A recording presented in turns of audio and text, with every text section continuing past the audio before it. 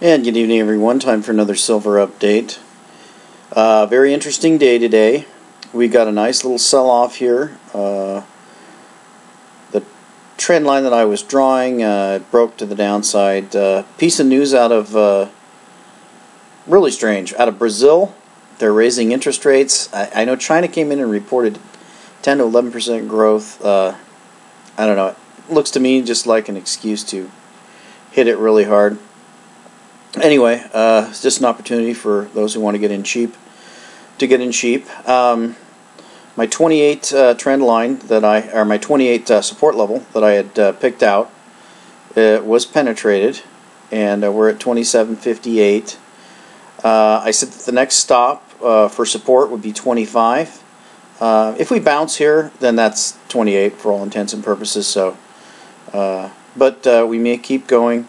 Next support after that is all the way down around 21, which, if you notice, after this Bear Stearns top that was put in and we broke out, we had a little test here, but that was a test of 22.7. So we never really have tested this 21 level, which is a big long term. We're talking 1, 2, 3 years. So there is a possibility we're going to test down to this.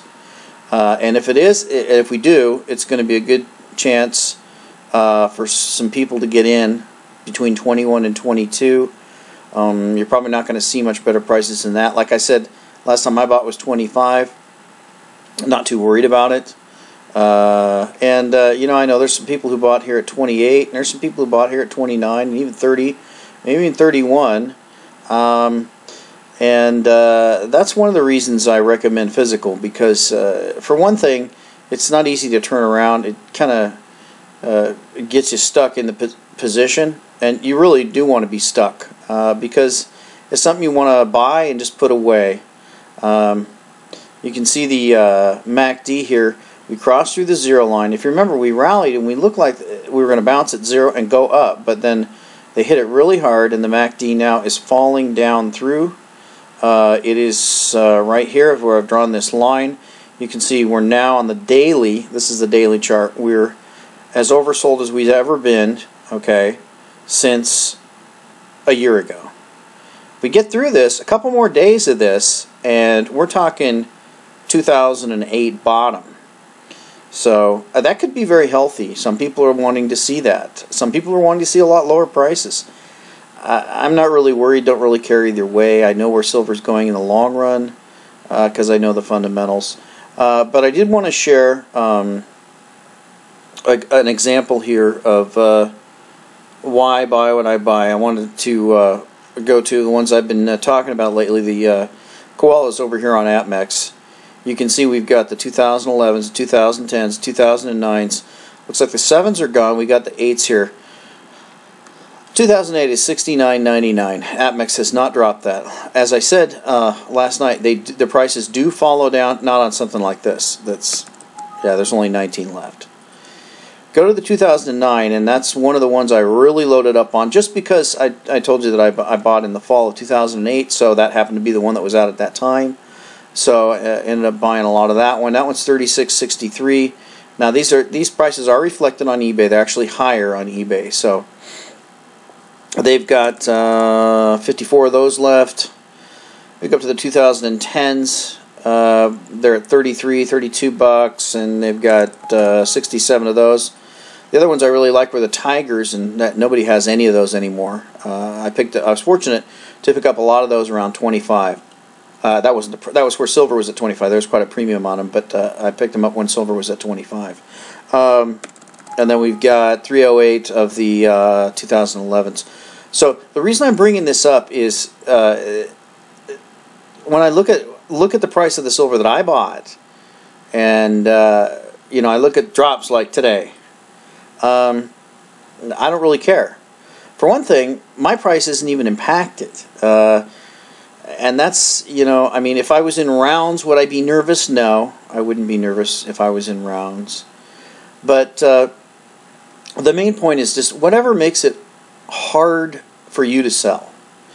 Physical is great because it's, by nature, it's hard for you to sell, okay? You're taking physical delivery, you're storing it somewhere, you got to turn it around and carry it in and do this and do that and do that. And that's what you want. because you don't want to sell this stuff till it's 500, 1,000, 1,500, 3,000, whatever it's going to. I don't know, a coin. You don't want to part with it until then. You don't want to be shaken out with these little moves. And for the bulk of us who have been in for the long haul, I started buying around in here in the summer of 2003. Now, I've collected gold and silver all the way through here. But serious buying I started once we broke right here above 2003. I thought the time was right. I saw a lot of things, started buying. Initially started buying breakouts. Bought a breakout here, bought a breakout here. Of course, we ran up and crashed. I don't think I bought anything there. And then I bought a little bit here. And then when we got another breakout here, I bought again. And I bought somewhere in here. And I actually bought, I think I bought at 16 on this breakout. Now you'd be saying, wait a minute, this crashed. Yeah, and it did. I mean, it got cut in half from where I bought. There's some Eagles I bought at 18. I mean, it was 18 because the premium and on them and stuff like that. Did I sweat it? No, not really. So you can see this drop for the old timers.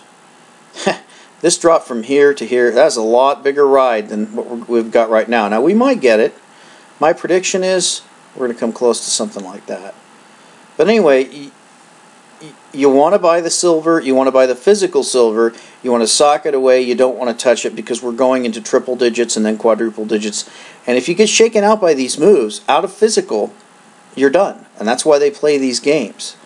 So don't get shaken out.